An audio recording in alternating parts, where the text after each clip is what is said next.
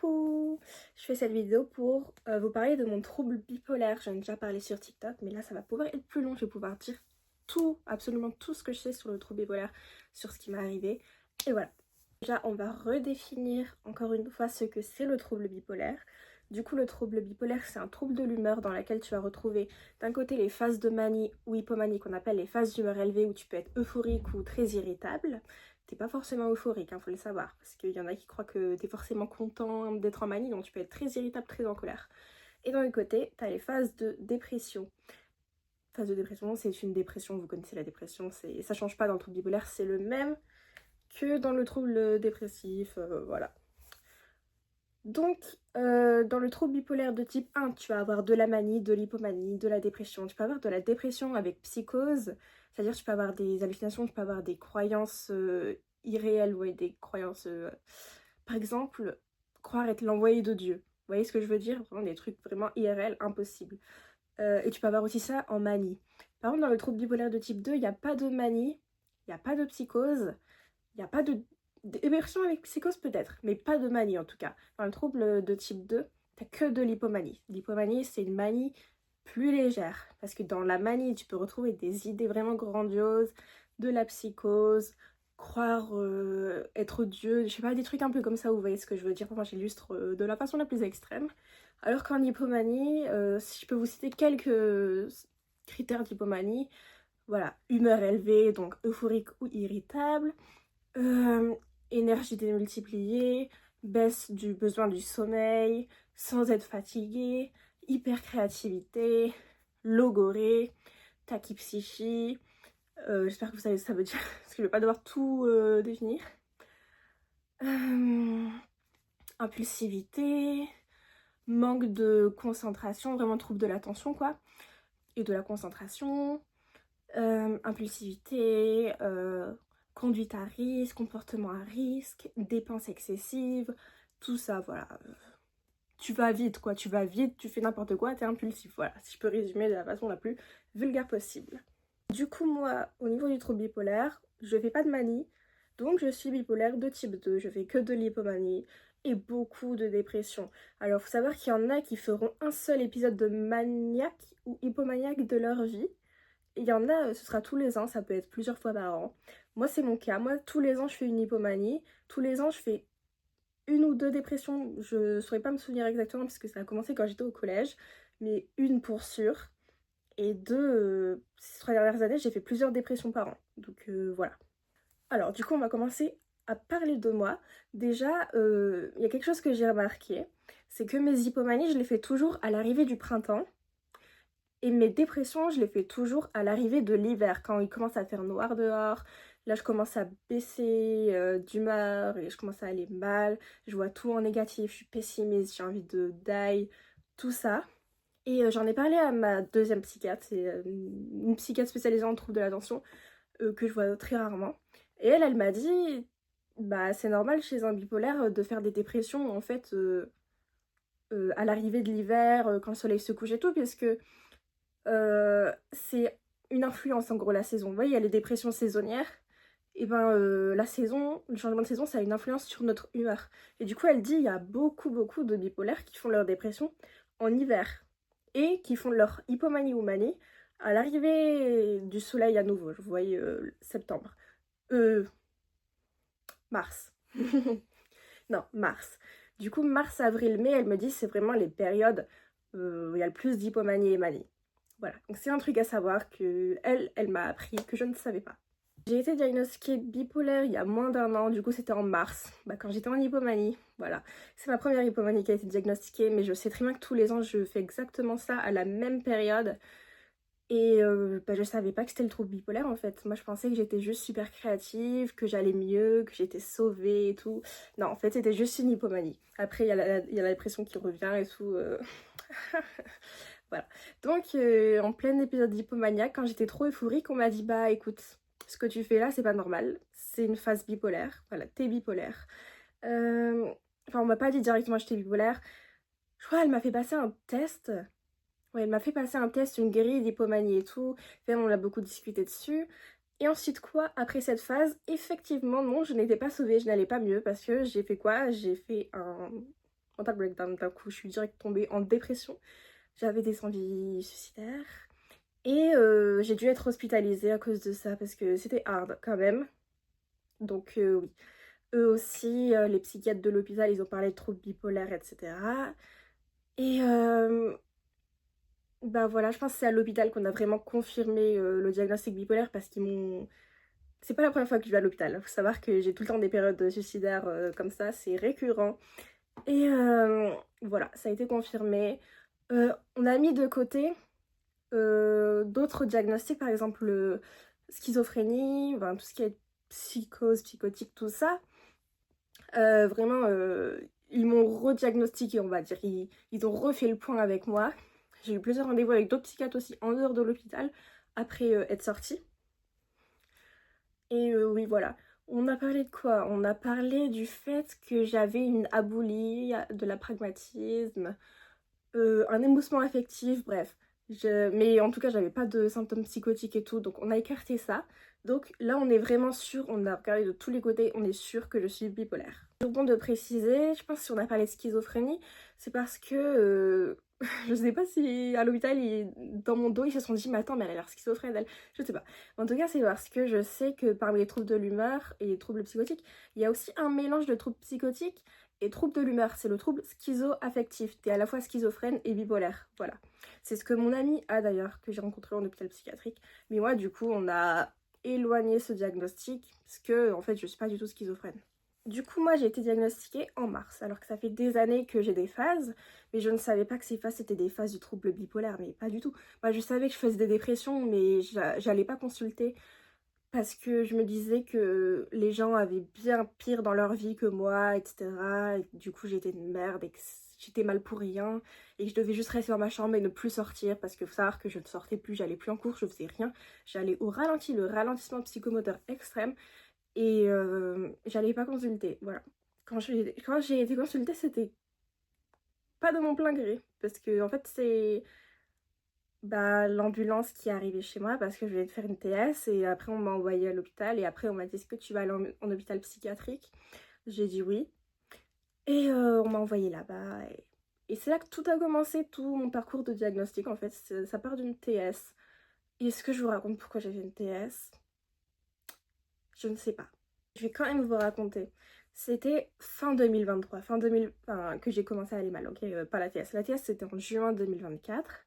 Mais fin 2023, je vais plus en cours, je suis fatiguée, je fais des insomnies, euh, je fais plus rien, je range plus ma chambre, je travaille plus, je prends plus soin de moi.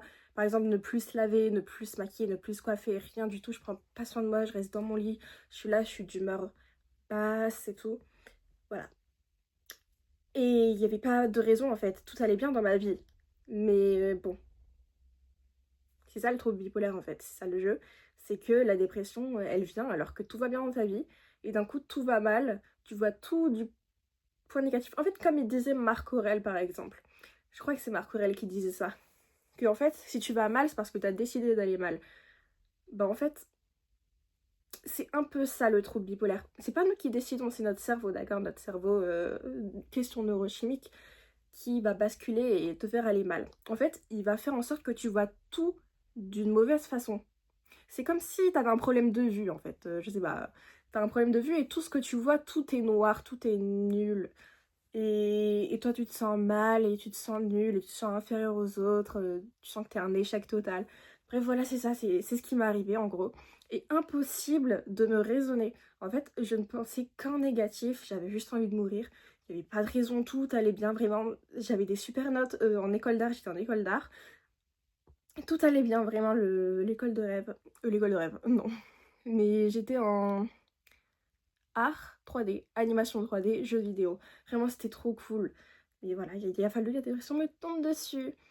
Et ensuite, ça a duré pendant des mois où j'étais pas bien. Et ensuite, c'est en mars. En mars, j'allais trop bien. Je sais pas ce qui m'est arrivé, mais quelle mouche m'a piqué. D'un coup, j'allais trop bien en mars. Bah, l'hypomanie du coup. Du coup, je vais vous décrire ce que c'est mon hypomanie à moi, parce que chacun son hypomanie, il y en a qui sont irritables, il y en a qui sont euphoriques, et moi pour le coup en hypomanie je suis euphorique. Et qu'est-ce qui se passe en hypomanie dans ma tête?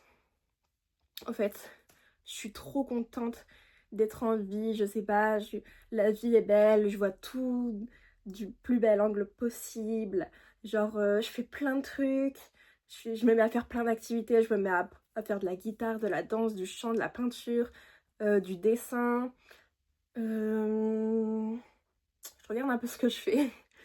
Ouais, de la sculpture aussi, enfin des petites constructions en argile et tout. Je fais 1000 activités, je m'amuse trop. Je passe d'une activité à une autre. Ah oui, aussi, j'écris des livres en hypomanie. En hypomanie, waouh, la créativité, je commence à écrire plein de livres et tout. Je me lance dans plein de projets. Je me dis, tiens, je vais faire 10 000 carrières différentes. Je vais être artiste, je vais être chanteuse. Bah, chanteuse, c'est artiste, mais bon, artiste dessinateur, quoi. Je vais être dessinatrice, je vais être chanteuse, je vais être écrivaine. J'ai tout plein de projets, vraiment, l'hypomanie.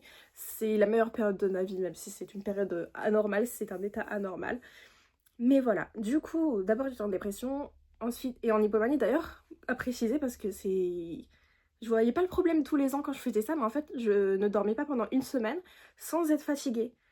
Je ne ressentais pas du tout la fatigue, sans dormir pendant 7 jours. Vous vous rendez compte? Du coup, voilà, il y a aussi ça que je précise, qu'on a surtout surligné. Ah, voilà. Et du coup, j'étais en dépression, pas diagnostiquée par contre, parce que j'allais pas consulter, de genre novembre-décembre jusqu'à du coup février, mars, même mars, ouais. Et après en mars, d'un coup, j'ai une petite période vraiment 2 semaines max où j'étais trop bien, vraiment comme je vous dis, l'hypomanie, je me sentais trop bien, tout allait bien, je voyais tout du plus bel angle. Si on me dit ton chat il est mort, je me disais yes, non c'est beau. Mais je voyais tout trop bien. Et ensuite, hop, c'est direct redescendu. Et bon, il y a quelqu'un aussi qui a un peu appuyé sur la détente parce que voilà, il a fallu que mon ex revienne. Et il est arrivé au moment où j'étais en dépression. Et après, comme j'ai dû me séparer de lui parce qu'il était trop toxique, mais que je savais que je devais quand même le faire, en fait, après, j'ai eu envie de mourir. Du coup, voilà. Donc, j'ai fait une TS suite à ça. Et voilà. Et c'est là que ça a commencé. Donc, c'est mon effet papillon, c'est le retour de mon ex. Pour le meilleur et pour le pire, parce qu'au final, grâce à lui, j'ai eu mes diagnostics, mais à cause de lui, j'ai fait une TS quand même.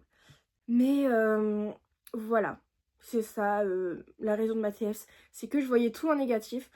J'arrivais plus à aller en cours parce que j'étais en dépression, du coup je me disais, voilà, je vais plus en cours, j'ai pas de travail, donc j'ai pas d'études, j'ai pas de travail. Je suis là, j'avais que 18 ans, mais je sais pas, je croyais trop que je devais tout accomplir dans la vie. Plus ça va pas en relation avec mon ex. Plus mes parents, bah, on se parle pas. Plus, je sais pas, j'ai pas de talent, 5. Voilà, sur tous les domaines, je trouvais tout de négatif. Et voilà, c'est là que ça a commencé, les diagnostics, parce que j'ai terminé en hôpital psychiatrique à cause de ces pensées, ces ruminations. Voilà. Je vous ai décrit l'hypomanie que je vis. Vraiment la période super euphorique, trop contente, hyper créative. Je fais 1000 trucs, 1000 activités et je ne dors plus. La dépression, vous connaissez déjà, mais je rappelle quand même, c'est une humeur très basse, déprime, envie suicidaire, hypersomnie ou insomnie, problème au niveau de l'appétit aussi, tu peux avoir des problèmes, soit, comment ça s'appelle? Quand tu manges beaucoup, hyperphagie boulimique, ou alors anorexie, tu manges plus du tout, tu te nourris plus en fait, t'as envie de mourir quoi. Qu'est-ce que je n'ai pas dit? Ralentissement psychomoteur, t'es tout fatigué, tu marches au ralenti, tu fais plus rien, tu te laves plus, tu ranges plus, tu vas plus au travail, tu n'étudies plus, tu ne fais plus rien. T'es complètement démotivé de la vie. Bah, on peut parler d'anédonie aussi. L'anédonie, c'est une perte de plaisir et d'intérêt dans ce qui te procure du plaisir et de l'intérêt en temps normal. Voilà. Je sais parler de ces deux phases, mais dans le trouble bipolaire, il y a tellement d'autres choses qui sont causées par le trouble, dont l'impulsivité, la labilité émotionnelle. Donc vas-y, on va citer quelques petits trucs que j'ai fait. Alors par exemple, quand j'étais en hypomanie, il m'est arrivé d'acheter des trucs bizarres. Quand j'étais en hypomanie, j'ai commandé un mannequin genre, qui venait du bout du monde, donc il a pris 1 mois à venir. Et je voyais pas le souci quand je l'ai acheté en hypomanie. Mais ensuite, quand j'étais plus en hypomanie, je me suis dit, attends, mais pourquoi j'ai acheté ça? Vous voyez?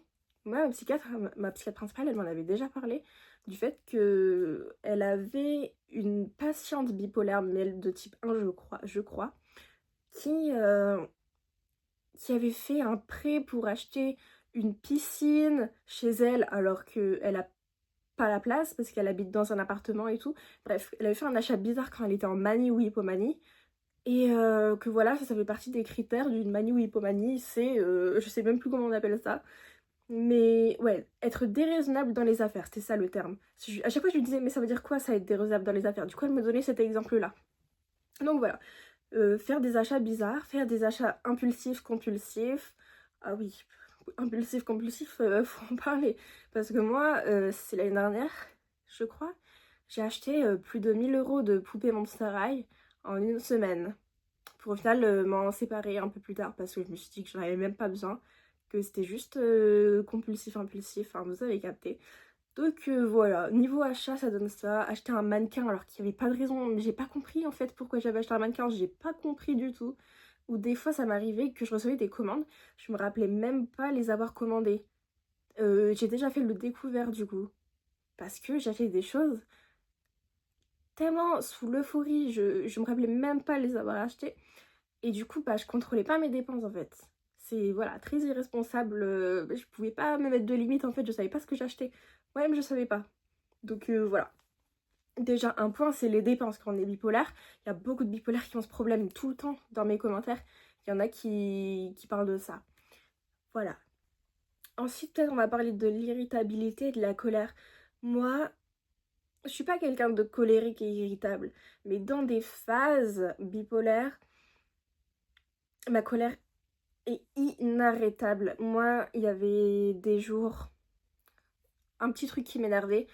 Je pouvais plus parler à mon ex pendant 3 jours. Je lui disais, attends, laisse-moi 3 jours pour m'en remettre, parce que là, je vais péter un câble sinon.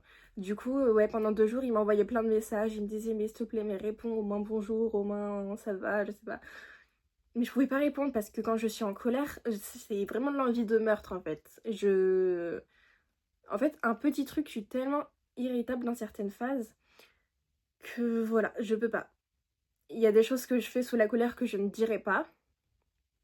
Je ferai une vidéo d'ailleurs pour les tips pour se calmer quand on est en colère. Parce que du coup j'en ai appris. Parce que moi dans ces phases-là, vraiment la colère inarrêtable. Je suis inarrêtable. Il m'est arrivé aussi des choses un peu particulières. C'est-à-dire que j'ai eu des hallucinations hypnopompiques pendant un mois. Des hallucinations hypnopompiques, c'est des hallucinations qui parviennent quand t'es entre l'état d'être endormi et être réveillé. T'es endormi, réveillé en même temps. Et moi, je vois quoi? Je vois des personnes dans ma chambre, je vois des poupées, je vois des peluches. Et une fois, j'ai entendu une musique avec la peluche. Et ça, voilà, ma psychiatre, du coup, elle m'a prescrit un certain régulateur d'humeur antipsychotique pour plus avoir d'hallucinations comme ça, parce qu'elle me dit que c'est lié au trouble bipolaire. C'est normal dans des phases d'avoir des hallucinations. Dans le trouble bipolaire aussi, c'est pas mon cas, mais on retrouve aussi de l'hypersexualisation.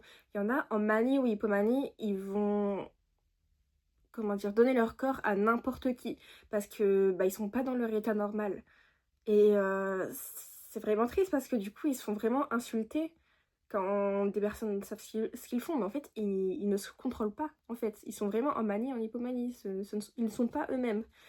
Surtout pour la manie, tu n'es pas toi-même, tu es déconnecté de la réalité. Alors qu'en hypomanie, tu peux être conscient. Moi, j'étais consciente de mon hypomanie. C'est pour ça que j'étais voir ma psychiatre pour lui dire que je dormais plus, que je n'arrêtais pas de bouger et tout. Voilà. En hypomanie aussi, tu vas être super sociable. Et de toute façon, j'ai parlé de logorée, tu t'arrêtes pas de parler. Tu parles à tout le monde. Moi aussi, ce que je faisais, que j'y pense, quand j'étais en hypomanie, c'est que je faisais des lives tous les jours sur TikTok, enfin toutes les nuits plutôt. Je lançais un live à 20 h, je terminais le live à 5 h du matin. Et tout le temps, je faisais des lives avec des gens random. Et je les connaissais pas, mais je débutais quand même. Et ça me faisait trop rire de parler avec plein de gens qui sortent de nulle part, de tous les âges. Jusqu'à, il y avait un magicien qui était venu sur mon live nous faire des tours. Non, c'était vraiment aléatoire. Voilà. Ok. Et après, on me disait quoi? Quand mon hypomanie était terminée, on me disait, mais Sophia, pourquoi tu lives plus? Tous les mois, il y a un de mes abonnés, il me dit tous les mois, mais Sophia, c'est quand tu relives? Bah en fait, moi, je live que quand je suis en hypomanie, c'est une dinguerie. Genre, je suis trop motivée, je suis trop sociable dans ces moments-là, je suis trop euphorique, que je fais des lives tous les soirs et tout. Et après, bah ça s'arrête. Voilà. Donc si vous voulez que je relive, ce sera en mars. Aussi, je suis un peu impulsive. Et ça dépend des phases, parce que le pire c'est en hypomanie quand même. Mais quand même, je me rappelle des fois où j'étais en dépression et sur un coup de tête, je me disais, tiens, et si je me mettais au milieu de la route pendant que la voiture elle fonce? Du coup, il y a une voiture qui a freiné vraiment à même pas 1 mètre de moi. Et, et plus tard, je me suis dit, pourquoi j'ai fait ça? C'était un soir en revenant des cours, un truc comme ça. Un soir, donc il y a moins de visibilité, t'as la voiture qui fonce et là, il y a une random qui s'arrête en plein milieu de la route. Bah voilà. Donc un peu plus tard, je me suis dit pourquoi j'ai fait ça. La pauvre, elle a dû être traumatisée parce que je crois que j'avais vu que c'était une femme au volant. Elle a dû être traumatisée d'avoir presque tué quelqu'un là. Mais voilà, il y a des choses comme ça un peu impulsives que je fais. Et puis même il y a des périodes, tu me proposes des trucs de ouf, des activités de ouf, genre hors du commun. Je vais dire oui, je te suis direct. On saute d'un pont direct. En fait, j'ai besoin de cette adrénaline là, surtout en hypomanie. Maintenant, je vais parler des relations, parce que c'est quand même important. Faut savoir quand on est bipolaire, souvent on a des relations très instables parce que il va y avoir des périodes d'hypomanie où on est super sociable, on est super euphorique, trop content, et ensuite en dépression, on se sent nul. En fait, ça peut être comme le trouble borderline, le fait de valoriser et dévaloriser les gens aussi. Genre, il y a une période où tu vas être trop content, tout le monde, tu vas les trouver tous incroyables. Et en dépression, tout est négatif, un petit truc, ça te dérange, du coup, tu bloques la personne. Voilà, moi, quand je fais une phase dépressive, bah, moi, je suis en couple depuis plus d'1 an. Du coup, il a vécu 3, 4 phases dépressives de moi, un truc comme ça. Et bah, à chaque fois, quand je suis en phase dépressive, je lui dis, vaut mieux que tu me quittes, c'est mieux, je suis nulle, tu mérites mieux que moi. En fait, vous voyez, je me rabaisse parce que je vais pas bien et tout. Ou alors, lui, s'il fait un petit truc euh, que je trouve dérangeant, je vais lui dire non mais ne me parle plus jamais de ta vie et je le bloque de partout et je cherche pas à comprendre juste un petit truc, je le vois tellement plus négatif que ce qu'il est réellement que voilà, mes relations ne tiennent pas du coup. Mais bon, lui il a réussi à tenir parce que c'est la première fois que j'ai une relation qui dure plus d'1 an, hein. Moi mes relations normalement c'est 2 mois et encore parce que je bloque trop facilement. Vraiment, moi je me rappelle en hypomanie, j'avais conscience que j'étais en hypomanie, mais je ne pouvais quand même pas m'arrêter de faire que parler. J'arrêtais pas d'envoyer 1000 vocaux à mes potes, je leur racontais toute ma vie, je rigolais, je racontais 1000 trucs. Et je leur disais, attendez, je sais que je suis en hypomanie, mais quand même j'ai besoin de te dire ça. Et je continuais de débiter à fond. Tu sais, c'est mon expérience à moi parce que vraiment les hypomanies, les manies, les dépressions ne sont pas pareilles pour tout le monde. Préciser, mais toujours bon de préciser. On n'a pas que des phases maniaques, hypomaniaques et dépressives à l'année. On a aussi des phases euthymiques, c'est-à-dire des phases d'humeur normale. Tu te comportes normalement, tu t'es ni trop haut ni trop bas, t'es normal. Des phases euthymiques. Donc moi j'ai des phases euthymiques, mais j'ai beaucoup de phases dépressives personnellement. Ma phase hypomaniaque, elle dure genre 2 semaines sur l'année, pendant que mes dépressions, elles durent des mois. Et les phases euthymiques, c'est des mois aussi, mais moins en fait. Moi, à l'année, je fais beaucoup plus de dépression, je suis tout le temps en dépression. Par rapport aux relations, j'ai que parlé de mon copain, mais aussi dans les relations amicales, en fonction des phases, il y a juste des gens, je vais plus leur répondre en dépression, je leur réponds pas, j'ignore, je vais plus sur mon tel, je fais rien, je suis là, j'attends que le temps passe, je sais pas ce que j'attends, mais j'attends. Euh, Et les phases où je suis irritable, bah je bloque tout le monde. Voilà, je bloque tout le monde au moindre truc chiant, je bloque. Voilà. Je vous ai pas dit ça dure combien de temps une phase maniaque, hypomaniaque, une dépression. Une dépression c'est au minimum 2 semaines, une dépression majeure. Une manie c'est au minimum 1 semaine et une hypomanie, moi je fais des hypomanies, c'est au minimum 4 jours. Voilà. Et il n'y a pas de maximum. Parce que moi, ma psychiatre, elle m'a dit, il y en a qui font une hypomanie qui dure des années. Il y en a qui font une manie qui dure des années. Il y en a qui font une dépression qui dure des années. Il n'y a pas de maximum vraiment. Pouh, je vous ai pas parlé de mes traitements. Donc il est temps. Alors, moi d'abord, elle m'a mis sous antidépresseur. Parce qu'elle m'avait diag dépressive avant d'être diag bipolaire. Puis là, quand elle a vu l'hypomanie, elle m'a diag bipolaire. Et j'ai eu des régulateurs d'humeur. Donc d'abord j'avais aripiprazole, c'est Abilify de l'autre nom. Mais il me fatiguait tellement Abilify que je l'ai arrêté sans lui dire. En fait, au début je voulais l'arrêter. Je lui ai dit, elle m'a dit non tu peux pas, t'es pas stable. Tu dois continuer ton traitement jusqu'à ce que tu sois stable. Lol. Du coup, bon, je l'ai arrêté sans lui dire. Et plus tard, bah, ma deuxième psychiatre, elle a dit non mais... Parce que j'ai un autre diagnostic en cours, elle a dit non, je peux pas continuer ton diagnostic si t'es pas stable. Du coup, elle a dit à ma psychiatre de me remettre un régulateur d'humeur. D'ailleurs qu'elle m'avait mis aussi pour les hallucinations, mais que j'ai arrêté aussi. J'arrête tout le temps en fait. Faut pas me demander. Et du coup maintenant je suis sous olanzapine. Je crois que c'est Zyprexa. Ou fluoxétine, c'est Zyprexa. Bon, mon antidépresseur c'est fluoxétine. Et olanzapine, est-ce que c'est Zyprexa? Je sais plus si Zyprexa c'est olanzapine ou fluoxétine. Voilà, là j'ai fluoxétine. Je vais faire une petite présentation, tiens. Hop. Alors, mon antidépresseur fluoxétine. Olanzapine, il n'y a pas deux boîtes, s'il y a deux boîtes. Olanzapine, c'est mon régulateur d'humeur par rapport au trouble bipolaire.